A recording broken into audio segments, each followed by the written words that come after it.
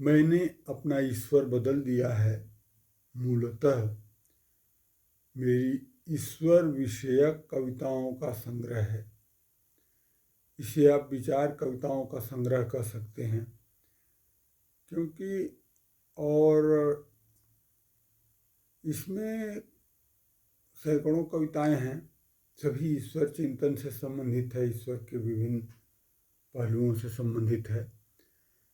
और एक पुस्तक के रूप में यह कई खंडों में, या यह कहें कि विभिन्न समयों में लिखी गई कई पुस्तकों का संग्रह है, उपकृतियों का संग्रह है। जैसे पहले खंड में उस ईश्वर को सच करते हुए शीर्षक है, दूसरे खंड का शीर्षक है तीसरा ईश्वर, तीसरे खंड का शीर्षक है पवित्र स्मृतियाँ, चौथे खंड का है कि मैंने अपना ईश्वर बदल दिया है।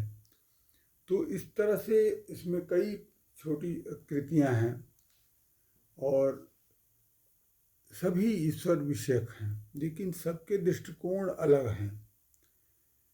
और यह मूलतः में ईश्वर एक बहुत ही संवेदनशील विषय रहा है और प्रायः इतना संवेदनशील है कि लोग इस पर सोचना भी नहीं चाहते हैं।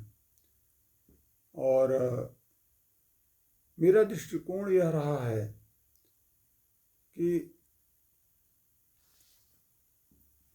बहुत आधुनिकता और वैज्ञानिक चेतना की दृष्टि से भी हमें इन पुरानी चीज़ों पर सोचना चाहिए, क्योंकि ये तब तक हम उनसे मुक्त नहीं हो सकते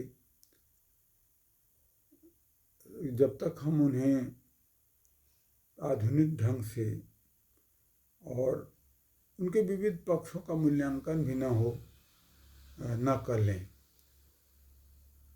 तो ये जो है, दूसरी समस्या क्या है कि यह समझदार होने का समय तो है।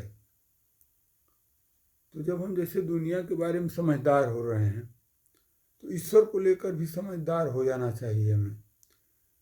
जिस तरह से लोग बेवकूफ़ बनाते हैं, जिस तरह से बाजार खड़ा हो गया है और हम उसके उपभोक्ता बन गए हैं, तो हम एक प्रतिरोधक समझदारी हमारे भीतर होनी चाहिए। हम होटल कब जाते हैं? जब हम निरीह अवस्था में रहते हैं, हमारा अपना आवास नहीं रहता। और भोजन रेस्टोरेंट भी कब जाते हैं? जब हम बाहर रहते हैं, घर का भोजन नहीं कर सकते तो बाहर का करते हैं।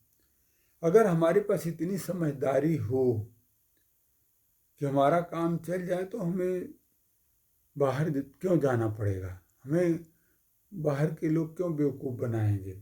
क्यों ठगे जाएंगे हम? तो मेरा दृष्टिकोण यह था कि अच्छा, दूसरी बात यह है कि जो बाहर रेडीमेड माल है, चिंतन है, आप संतुष्ट हैं कि नहीं संतुष्ट हैं, डर के मारे हाथ जोड़े हैं, मूर्खतापूर्ण बात हो रही है तब भी आप डर के मारे हाथ जोड़े हुए हैं, क्योंकि आपको भय है कि कहीं मैं असहमति व्यक्त करूंगा तो पता नहीं दोष लग जाए। तो इन कारणों को देखते हुए एक वैज्ञानिक ढंग से और होश में और आधुनिकता के साथ, आधुनिकता बोध के साथ इन सारे विश्वासों का पुनर्पाठ आवश्यक है। कितना प्रासंगिक है, कितना नहीं, अगर उपयोगी है तो उसको रहने दिया जाए। उसका कोई और तर्क बन रहा है तब भी, और वह वास्तविक है, विश्वसनीय प्रतीत हो रहा है, तो उन विचारों को बदले रूप में भी स्वीकार किया जा सकता है। तो इस तरह से कई आधारों पर मैंने कोशिश किया है कि पुनः पाठ किया जाए एक तरह से। सभी का क्या भूलना है, क्या याद रखना है, क्या छोड़ना है और क्या स्वीकार करना है, किसे अस्वीकार करना, ये सारी बातें मेरे दिमाग में रही हैं। यहाँ मैं तीसरा ईश्वर की जो 32 पृष्ठ लंबी कविता है और इसका एक अंश पढ़ना चाहूँगा, क्योंकि ये पहला ईश्वर दूसरा ईश्वर तो मैं नहीं बताऊंगा अभी, उसके लिए कविता आपको पढ़नी पड़ेगी, कौन है कैसे है। लेकिन तीसरा ईश्वर मनुष्य के ज्ञान का ईश्वर है, जिसे मनुष्य ईश्वर के रूप में जानता है, और वह ईश्वर है, वही ईश्वर सबसे संदिग्ध और बहुरूपिया है, और इतना है कि एक दूसरे से लड़ता लड़वाता रहता है। तो तीसरा ईश्वर पर ही है यह उपकृति, आप कह सकते हैं कि जो इस किताब में शामिल कई कृतियों में एक कृति लंबी कविता है, तीसरा ईश्वर भी है, लंबी विचार कविता है। इसका अंश आरंभ का अंश में केवल पढ़ूंगा, वह थोड़ा कृष्ण का बिंब लेकर है। जब ईश्वर था, ईश्वर तब भी नहीं था सच। जब ईश्वर था, ईश्वर तब भी नहीं था सच, क्योंकि कंस और दुर्योधन था और उनका देखा पाया और दिखाया सच कि यहाँ कहीं भी नहीं है ईश्वर। जब ईश्वर था, ईश्वर तब भी नहीं था सच, क्योंकि कंस और दुर्योधन था और उनका देखा पाया और दिखाया सच कि यहाँ कहीं भी नहीं है ईश्वर। तब मनुष्य था और प्रकृति थी, तब मनुष्य था और प्रकृति थी। यद्यपि मनुष्य भी नहीं था और प्रकृति भी नहीं थी, ईश्वर भी नहीं था, सिर्फ कंस और दुर्योधन को छोड़कर। जबकि ईश्वर नहीं है, था मात्र एक विचार। जबकि ईश्वर नहीं है, था मात्र एक विचार, क्योंकि मनुष्य ही था और प्रकृति थी और कहीं भी नहीं थे कंस और दुर्योधन, मात्र एक विचार, एक भ्रम के अतिरिक्त। जैसे कि कहीं भी नहीं था मनुष्य, सिर्फ जीवन था। जबकि ईश्वर नहीं है, था मात्र एक विचार, क्योंकि मनुष्य ही था और प्रकृति थी और कहीं भी नहीं थे कंस और दुर्योधन, मात्र एक विचार, एक भ्रम के अतिरिक्त।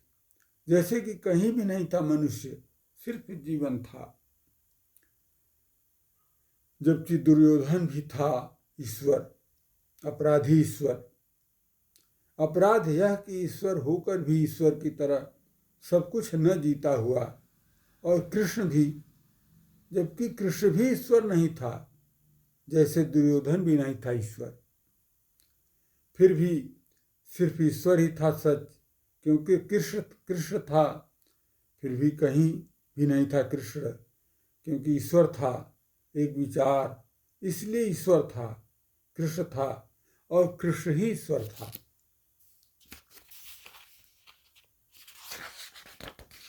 तब प्रकृति थी, जीवन था, पशु था, चेतना थी और मनुष्य ही भी था। तब प्रकृति थी, जीवन था, पशु था, चेतना थी और मनुष्य भी था। जबकि पशु भी था एक स्थित संज्ञा और मनुष्य भी था एक विचार। कुछ भी ईश्वर है, ईश्वर नहीं है का। फिर भी कुछ था, कुछ है, कुछ रहेगा, चाहे सिर्फ मनुष्य ही नहीं रहेगा एक दिन, चाहे सिर्फ मनुष्य ही नहीं रहेगा एक दिन। जबकि वहाँ ईश्वर होगा, मुल्ला और पुरोहित होंगे, ग्रंथ और ग्रंथी होंगे, मंदिर और मस्जिद, गुरुद्वारे और चर्च होंगे, परमाणु, हाइड्रोजन और न्यूट्रॉन बम होंगे, और ऊर्जा भी होगा सिर्फ एक विचार, जैसे ईश्वर। सिर्फ मनुष्य ही नहीं रहेगा एक दिन। मनुष्य जो पहले भी नहीं था सच, आज भी नहीं है और कल भी नहीं रहेगा। यहाँ आप देख रहे होंगे कि कैसे अवधारणाएं आँख मिचौली करती हैं। जातिवाचक संज्ञा और व्यक्तिवाचक संज्ञा का द्वंद्व हमेशा रहा है। आप किस तरह से देखते हैं? जब जाति से देखते हैं तो व्यक्ति का महत्व गौण हो जाता है। जब व्यक्ति से देखते हैं तो जाति गौण हो जाती है। जीवन और ईश्वर और मनुष्य, ये सारी संज्ञाएं हैं और इन संज्ञाओं के पार जाकर जीवन को देखने की जरूरत है, अस्तित्व को समझने की जरूरत है। धन्यवाद। ये श्रृंखला चलती रहेगी।